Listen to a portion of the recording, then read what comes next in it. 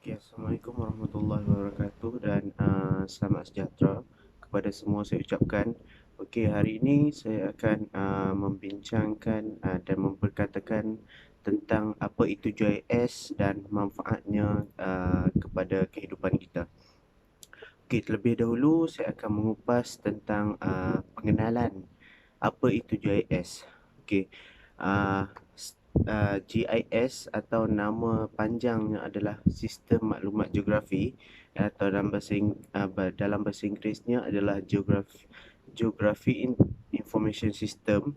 Adalah merupakan sebuah sistem pengurusan maklumat berkomputer yang berfungsi untuk tujuan pengurusan maklumat, pengolahan, penganalisaan dan pengeluaran maklumat yang sering dikaitkan dengan data berbentuk peta atau plan. Okey, GIS memerlukan perisian, iaitu perkakasan, pengkalan data, prosedur dan kemahiran kaki tangan yang mengguna dan mengurus maklumat. Okey, sistem maklumat merupakan suatu alat yang digunakan bagi membantu seseorang individu dalam membuat keputusan, manakala geografi pula adalah pengkajian tentang terhadap bumi secara grafik dan saintifik. Okay, salah satu kelebihan sistem GIS ni berbanding dengan sistem berkomputer yang lain adalah keupayaannya dalam menghasilkan paparan maklumat dengan menggabungkan antara pangkalan data berbentuk ruang iaitu spatial dengan pangkalan data teks ataupun attribute. Okey, keupayaan ini memberi kelebihan kepada sistem GIS dalam menggambarkan maklumat yang lebih baik, mudah difahami dan terperinci kepada penggunanya. Okey, kita akan lebih mendalam lagi mengenai takrif sistem maklumat geografi. Okey, sistem maklumat geografi ataupun GIS merupakan gabungan daripada sistem maklumat dan geografi, iaitu dipetik daripada Star J and Estes 1990. Okey, GIS secara praktikalnya ditakrifkan sebagai suatu set tersusun himpunan perkakasan, perisian, data geografi dan organisasi yang berfungsi dalam cara mengumpul atau mendapatkan data geografi, memproses data tersebut bagi menghasilkan maklumat, menyimpan, menyemak, membuat analisa, mengagih dan memaparkannya di paparan imej. Okey, latar belakang sistem maklumat geografi seterusnya adalah di antara faktor yang membawa kepada perkembangan GIS pada hari ini ialah kemajuan dalam bidang grafik berkomputer dan pengurusan pangkalan data. Okey, apa itu grafik berkomputer? Okey, grafik berkomputer ini adalah pembaharuan awal dalam pembinaan perisian dan perkakasan komputer, lebih menekankan penggunaannya dalam bidang pemprosesan data, angka semata-mata. Senarai angka dan penyelesaiannya dapat difahami oleh juruteknik komputer yang berkenaan. Walau bagaimanapun, kehendak dan keperluan untuk melihat penyelesaian komputer secara grafik menyusul, terutamanya dalam bidang kejuruteraan dan seni bina. Okey, maka wujudlah pula sistem yang mampu untuk membina suatu reka bentuk grafik yang canggih. Okey, sistem ini juga mampu untuk menyimpan, mengubah suai dan memaparkan reka bentuk grafik tersebut dengan mudah dan berkesan. Sistem ini dikenali sebagai Computer Aided Design atau CAD atau disebut CAD. Okey, bidang pemetaan juga tidak ketinggalan dalam arus perubahan teknologi baru ini kan. So kita tengok perubahan dari kaedah manual kepada kaedah komputer dalam kerja-kerja pemetaan telah melahirkan satu sistem baru yang dikenali pula sebagai Computer Aided Mapping, iaitu CAM. Okey, kaedah bantuan komputer ini mempunyai banyak kelebihan, terutamanya dalam kerja-kerja pengemaskinian di mana data grafik digital dapat dikemaskini atau diubah dengan mudah, cepat dan belanja yang minimum. Iaitu, okey, komponen GIS. Komponen GIS terbahagi kepada 5, iaitu 1. Kaedah atau prosedur pelaksanaan. 2. Data atau maklumat. 3. Peralatan komputer. 4. Perisian komputer. Dan kelima, pengguna atau kepakaran. Okey. Sistem maklumat geografi GIS seperti juga sistem-sistem lain tidak boleh berdiri sendirian.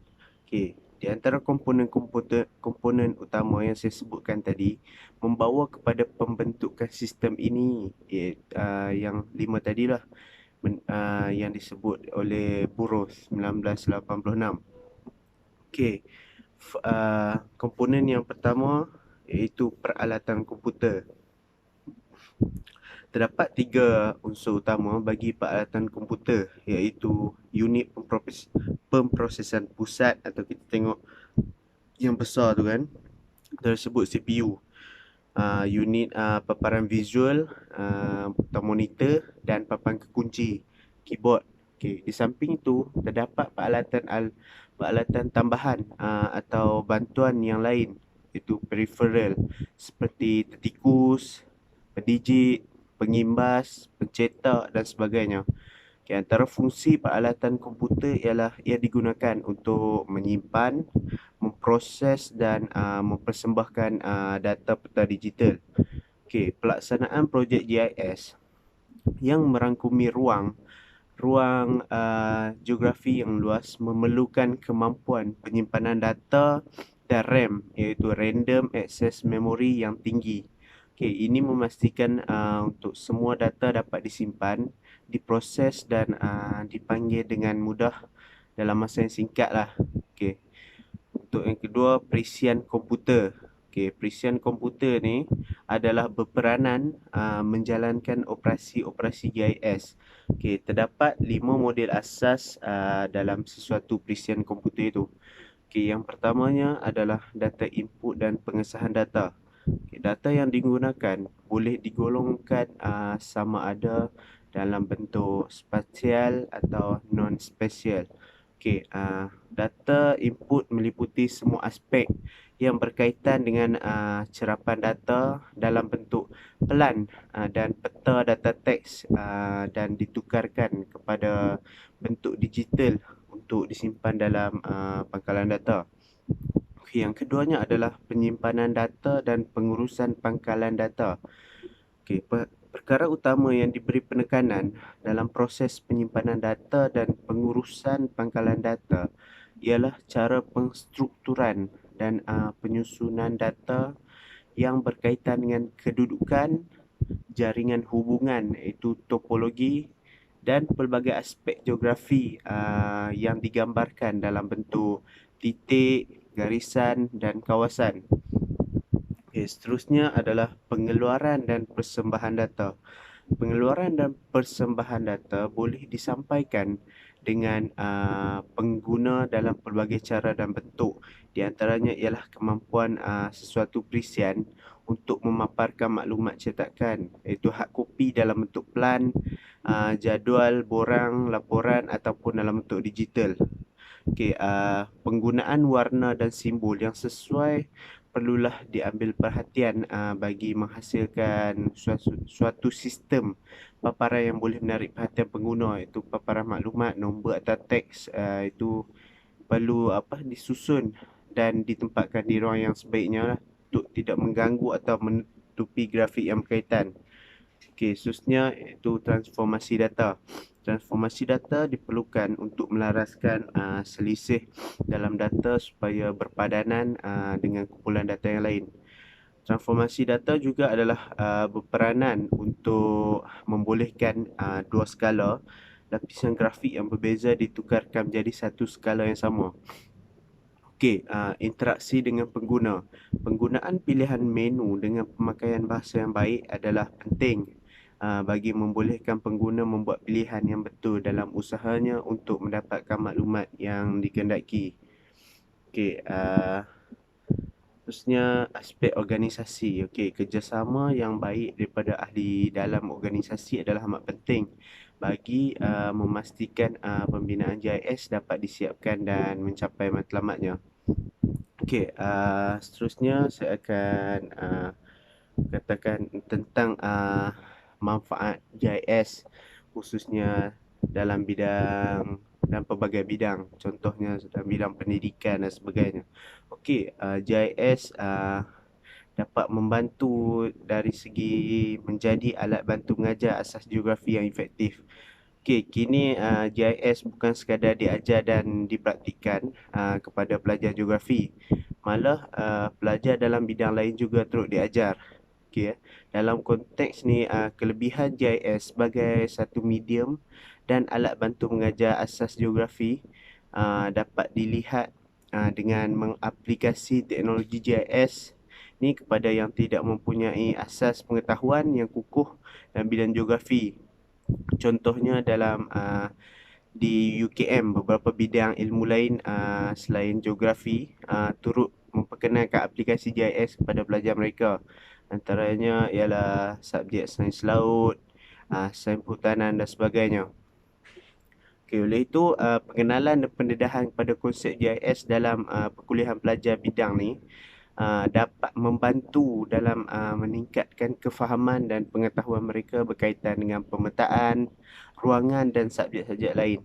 Okey, khususnya dalam ia juga menjadi dapat menunjukkan lokasi dan data yang terdapat di institusi pengajian. Okey, aplikasi JIS ni dapat membantu dan memudahkan masyarakat, pelajar dan pensyarah untuk mendapatkan segala maklumat dan data secara tepat dan terperinci mengenai institusi pengajian tinggi yang mereka inginkan. Okey, dengan penggunaan teknologi ruangan iaitu JIS akan dapat membantu penggunanya untuk mengetahui setiap jabatan yang ada di kampus tersebut sekaligus kursus-kursus yang ditawarkan dalam setiap jabatan masing-masing. Contohnya sebuah pusat JIS telah dibina di Politeknik Ungku Omar, Ipoh, Perak bagi memudahkan sekaligus mengatasi masalah kesukaran pelajar dan pensyarah untuk mendapatkan maklumat tentang kedudukan setiap jabatan yang terdapat di institusi. Okey, khususnya tentang mengenai manfaat dan kepentingan JIS kepada ekonomi negara. First, ia akan memudahkan pengurusan dalam pembinaan jalan raya. Contohnya saya ambil, penggunaan JIS bukan saja memberikan sumbangan penting pada pendidikan, kesihatan dan seumpamanya, bahkan dia turut berperanan dalam pengurusan infrastruktur. Dalam konteks ni, sistem JIS banyak digunakan dalam membuat pengurusan dan pengendalian kerja-kerja infrastruktur seperti bekalan air, elektrik, lebuh raya, jalan raya dan sebagainya. Misalnya dalam pembinaan lebuh raya seperti yang dijalankan oleh projek Lebuh Raya Utara Selatan iaitu PLUS. JIS digunakan untuk membina, mengurus dan menyelenggara lebuh raya tersebut yang dipetik daripada Ruslan Rainis 2002. Khususnya data-data yang telah diperoleh seperti rumah, tol dan kawasan rekreasi atau tempat rehat merupakan salah satu data yang penting yang membolehkan ia diurus dan dikendalikan dengan baik dan cepatlah. So banyak lagi manfaat JIS dari segi ekonominya, dari segi kesihatan. So kita dapat tengok kepentingan JIS lah dalam sektor-sektor berbagai bidang. So kesimpulannya, JIS atau Sistem Maklumat Geografi merupakan satu sistem yang digunakan untuk memberi maklumat yang berkualiti, terutamanya masalah ruangan dan pemetaan lah. Data JIS adalah dikenali sebagai data spesial ruangan dan data atribut itu bukan ruangan. Perkembangan JIS dari masa ke masa telah memberi peluang kepada pengguna dan masyarakat untuk menggunakan secara meluas dalam pelbagai bidang. Sekian, terima kasih. Terima kasih kepada penonton. Semoga perkongsian saya ini dapat memberi manfaat kepada orang lain.